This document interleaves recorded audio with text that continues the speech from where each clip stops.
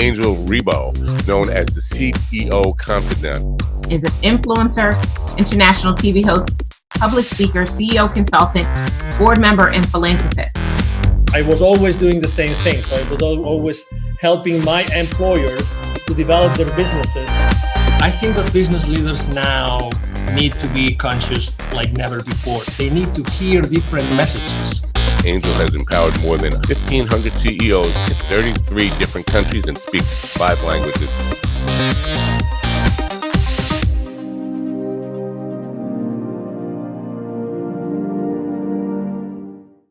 Hello, everybody. This is Angel Rebo, the CEO Confidant, with another show of the CEO Confidant TV. And we are here today again with Mr. Neville Joffe, the executive educator. Hi, Neville. How are you? Good. How are you, Angel? Good to see you. Good to see you. So just to put things in reference so that you know, Neville is an executive trainer, executive educator. He's trained more than 20,000 C-level executives and business operators in large corporations for the last 25 years. I'm talking about companies like Hallmark Cards, Campbell's Soup, Constellation Brands, and many others. So, we're going to have the conversation around our conversation around chapter number 9 of your latest book, which is called, The Baker's Dozen Rules of Highly Successful Business Operators. And the title of the book is pretty straightforward. I love it. It's Poppen, which might not tell you much yet, but when I tell you what Poppen means, it will. If your process or proposed plan doesn't improve equity, the answer is no. That's a pretty provocative, thought-provoking title, Neville, don't you think? Yes. So it's just some background to this. During all my teachings for the last lot of years, I've often had CFOs or financial people sitting in my business literacy workshops, not about them learning this material, but rather how to communicate this with their own employees. And I used to hand out a certificate, I still do actually, hand out a certificate of Poppen to see if your process or proposed plan does not improve equity. The answer is no. I see the CFOs pasting this to their door. Right. So if somebody were to walk in and ask for more budget or ask for another resource, they point to the certificate on or this document on their door and say, if you cannot explain to me how what you're requesting improves equity or EBITDA, depends how you use the E, go back to the drawing board and come back to me with a business plan or a reasonable explanation. Because people are so used to asking for things without actually justifying the financial implications of what they're asking for, or understand that they shouldn't be looking at numbers in isolation, which is another chapter of the book. Don't examine numbers in isolation. Understand the touch points. Right. Or this financial decision that you've now made. Why would you say that people, it sounds so natural and so obvious, but it's not the case. Why do you think this is not the case, that typically people don't have this in their mind before making a business decision? One word for it, Angel: naivety. Naivety. People are naive. People are financially naive. And I know the listeners have heard this expression before, but people don't know what they don't know. They don't know what they don't know. They never or rarely apply their mind to all the touch points, all the resources that are affected as a result of a decision. So, for example, someone in marketing may say, we're going to put out a marketing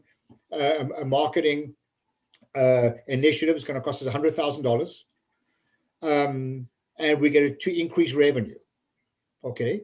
So it happens to work. We increase revenue. Maybe it's a wonderful marketing campaign, but how many of the people in the organization, we're putting the CFO aside here, how many people in the organization actually have thought about what other resources are affected when revenues increase? Have they thought about how much volume you're going to sell when you step up a cost? Have they thought about the amount of cash flow that is required? Have they thought about the impact to profitability, which is affected with equity? So in the absence of everybody understand the financial implications of these decisions, these people are working in a vacuum, examining numbers in isolation, which is another chapter. Don't examine numbers in isolation. It was pretty shocking to listen to you when you said naivety, right? Because obviously there's so much money spent in education in corporate, right? So naivety. So have you actually tested or tried or asked, what would you say is the rate of financial illiteracy in corporations today? Oh my word, Angel, we've polled people over the last almost 25 years using various methodologies. And according to our testing, I'm talking about non-financial people now, operators, whether it be executives, I'm including senior executives in companies, right down to grassroots. The average level of financial literacy is less than 40% at a basic level. Expressing this another way, the majority of people are 60% financially illiterate. Wow. I mean, you know how scary that is? Yeah, can you imagine how much profit is left on the table, if you will, by making financial decisions that have a financial implication and they don't even know it? How can the training that you deliver, right? The training that you've been delivering and that you deliver today, how can it help organizations to do a better job? So if you look at the framework on the top corner of my screen, you'll see that it says sustainable profits and cash flow. That's the reason why we're in business. It should drive sustainable profits and cash flow. Your investors don't really care that much about what we do. They really care about profits and cash flow in the end. But to do that, nobody can do it alone. So the objective of our education programs is to help. Well, first, let me go back one step. You'll see on the top it says accountability. It's not reasonable to hold people accountable if they're not engaged in the decision-making process and if they're not educated. Right. It's just not reasonable. So it is incumbent upon the leadership of an organization to ensure, however they do this, to ensure that people are engaged in the process of decision-making, and that they are educated to understand the financial implications of the decisions, always pointing to the ultimate reason why we're in business, which is profits and cash flow. In the absence of which they are operating in a vacuum, and it is so dangerous. So according to your experience, what do you think makes the way that you've been training, you've been educating, business operators in the last 25 years, what makes it different?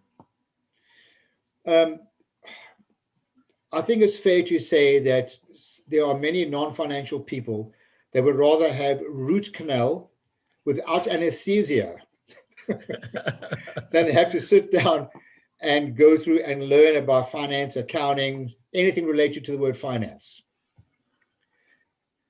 Herein lies the issue. It's because of that companies are not losing money, but losing the opportunity to have made so much more money by people being aware. This is not about turning people into accountants. It's not about debits and credits. It's got nothing to do with any of that. It's got to do with understanding the story behind the numbers on a set of financial statements, because that is all your shareholders care about. That is the scorecard that will tell them success or failure of a business.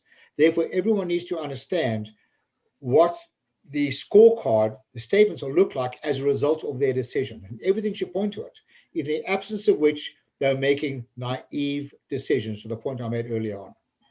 Wow. If people would like to know more about this, Neville, what's the best way to connect with you?